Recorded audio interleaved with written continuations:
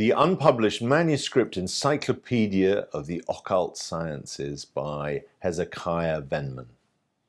I'm Adam Douglas from Peter Harrington. I'd like to show you this remarkable collection, this unique collection, which was put together by a London occultist or Kabbalist named Hezekiah Venman in the last 2 decades of the 19th century.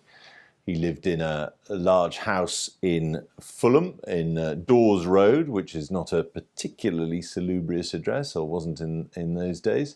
And he and his wife appear to have made a meagre living selling crystal balls, among other things.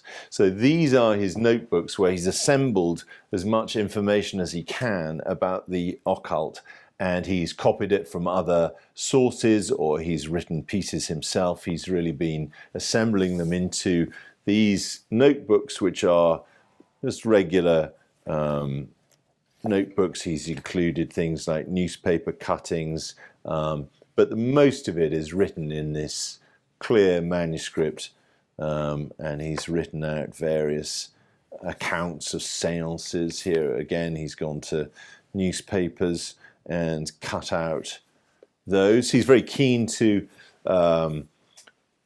pick up scientists who are interested in these paranormal activities. Here we see on the index to this volume, he's taken Professor Sidgwick, some account, there's something from the Spectator there, and down here we see the name of Alfred Russel Wallace, who was interested in spiritualism and rather damaged his academic credentials by doing so. He's provided a catalogue of the manuscripts, so we can see here, and he's actually got a printed section here where he's classified them, his manuscript notes and papers on the science of occult psychology.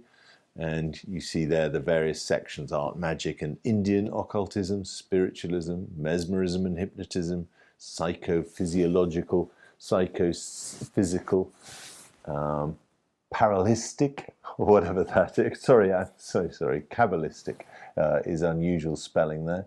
And then miscellaneous, spontaneous, objective phenomena, philosophies and theories. So there's a great deal of planning has gone into it, but it remains in this scattered form in these manuscripts here, in these various notebooks. Although they're very carefully indexed, contents are given on each volume. The manuscripts are not always, the notebooks are not always complete. So he's obviously planning to fill them with later entries, but that perhaps he never got time to do. But they are fully finished. Each of the extracts are finished, so it's not a scattergun approach.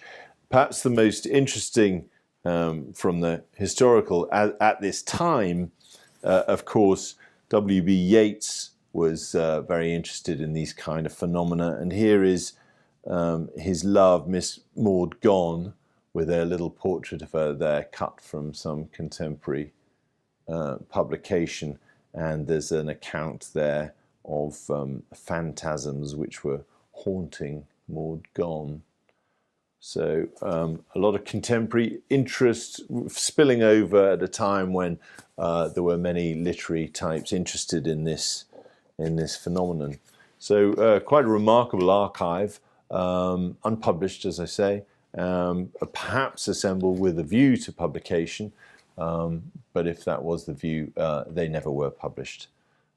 Very interesting piece. I can't explain all of it to you here, so it's a good thing to go to the website where you will find a full description of this item and many others.